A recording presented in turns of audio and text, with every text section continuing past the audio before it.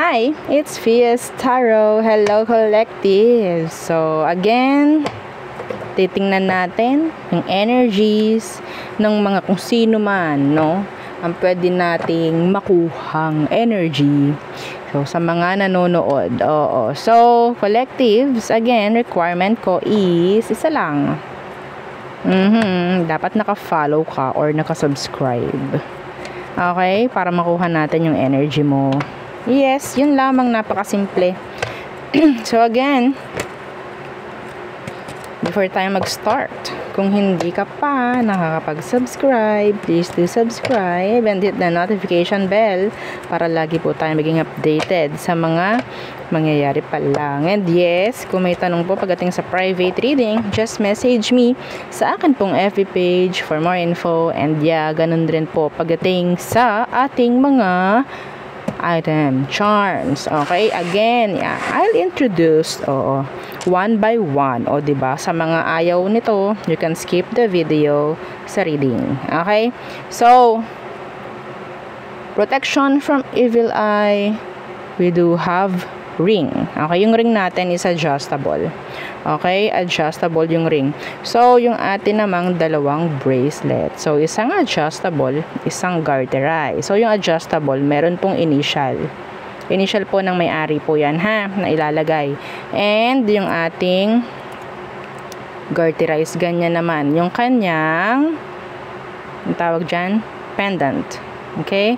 And yes, yung ating necklace. So, yung necklace is ganito naman po. Okay? So, ganyan siya. Ang ganda nito in person. Simple lang. Oo. So, unisex ang ating necklace. And yes, meron tayong, syempre, 2-in-1 love and money. Oo. Itong tatlong tong panghuli, ito na yung pang malakasan natin, no? So, 2-in-1 for love and money. Magnet. Okay? So, yes, meron po kasi siyang citrine. Citrine is for money, abundance, prosperity. Yan. Ayan yung kanyang kinukuha. Yan yung kanyang minamagnet papunta doon sa nagsusuot or doon sa may-ari. Okay?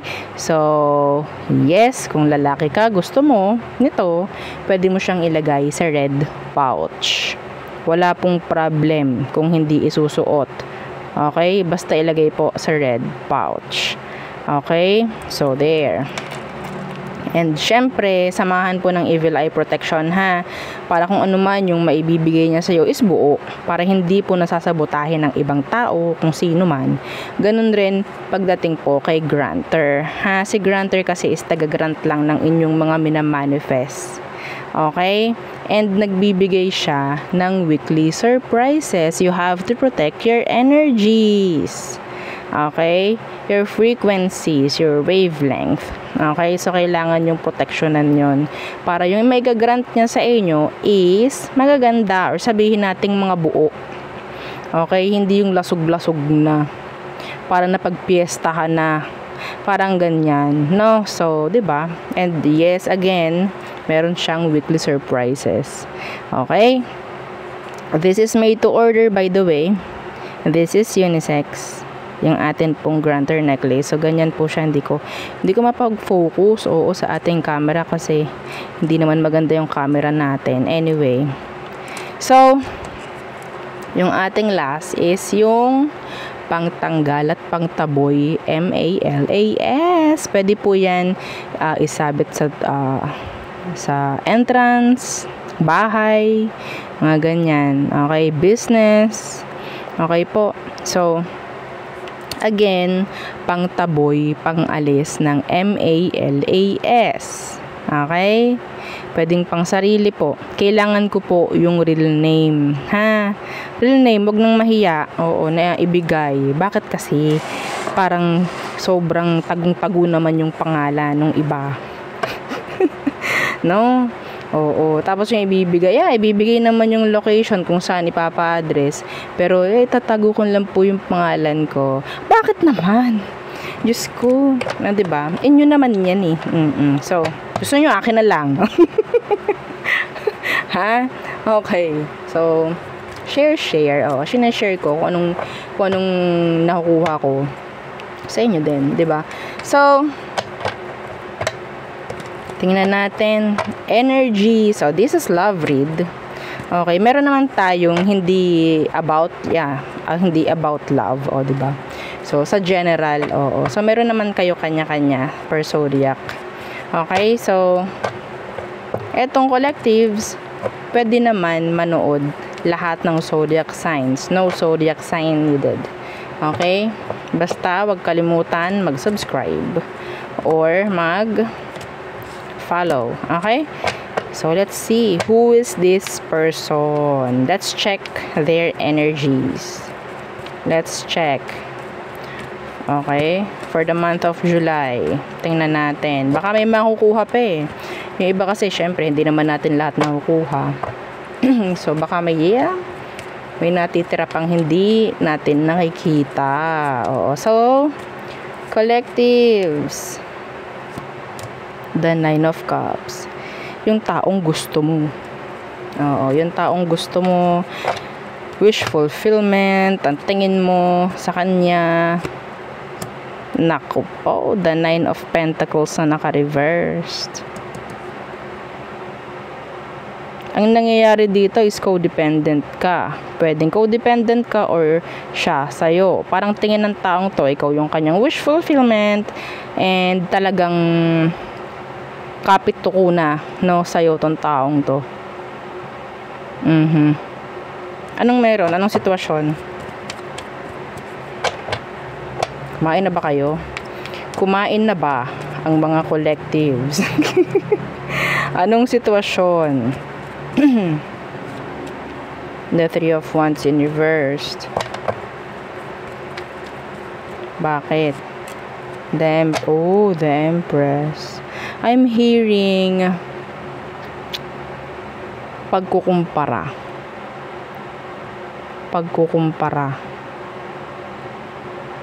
Okay? Yeah, the Knight of Wands. Anyway. So, I'm sensing then age gap, age difference pagdating sa inyong dalawa. Okay, so we do have here codependency pagdating sa tao, pagdating sa situation. Andyan yung parang alam niya na kung tatalikuran ka niya or kung aalisan ka niya, malaki ang mawawala. Some of them, hindi pa sila ganun kaseryoso dito sa connection nyo na to, collectives. Bakit hindi maging seryoso? Kasi iba sa inyo talagang ibinigay mo ng ibinigay. Yung mga sa tingin kong dapat siya ang nagbibigay sa'yo. Parang ikaw na yung umaako lahat. Ha? Yeah. The Tower in reverse. Actually, ang naririnig ko dito, gagawin ko lahat, wag lang tayong maghiwalay. Napoprolong ang salitang separation dito sa connection na to. That is why nagkaroon ng codependency. Pwedeng tumatakbo tong connection na to sa takot. Okay? Pera.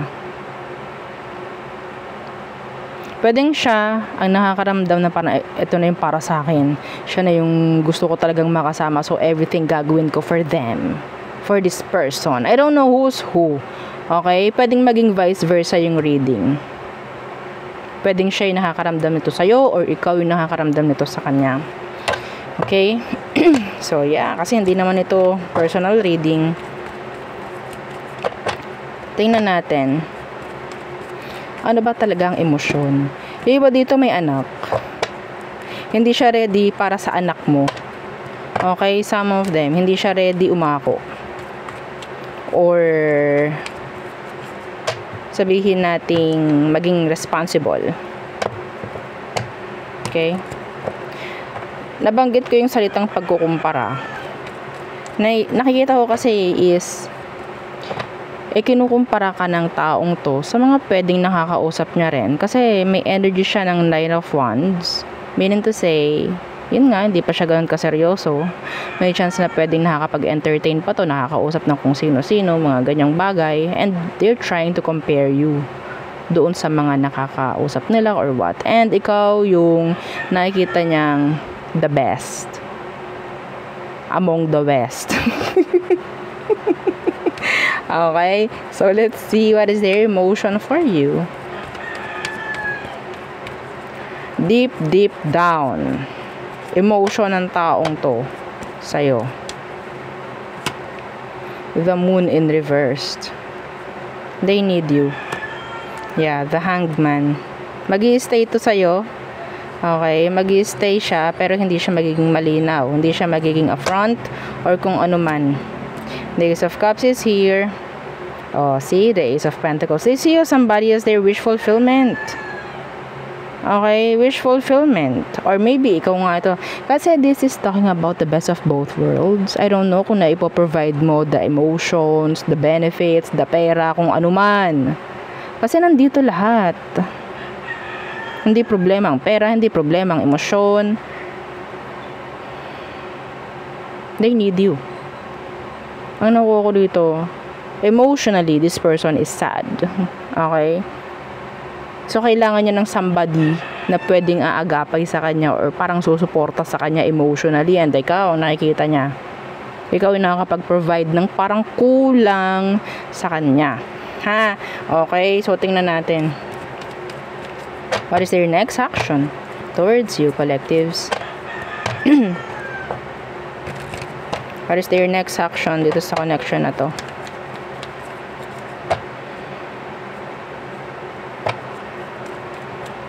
Next action. The Queen of Swords. Okay. The Two of Pentacles.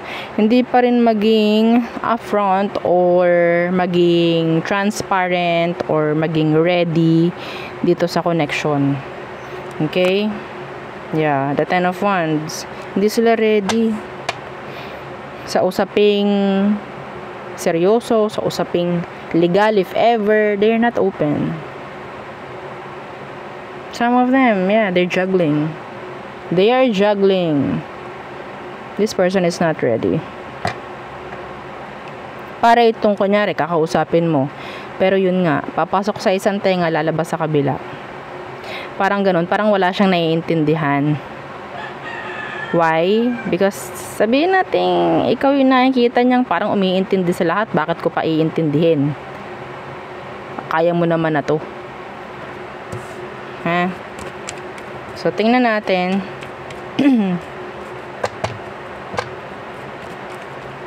What's the advice for our collectives? What is the advice? I don't know kung kailangan ba ng advice ng isang Empress or Emperor here. They see you somebody na sabihin natin nasa upper. Okay? Let's see. Ooh. The Three of Swords. Advice is the Three of Swords. Don't need to settle sa bare minimum, I guess. Kung ikaw ay nasasaktan, there's pain here. Yeah, the Hierophant in reverse. You don't need to commit.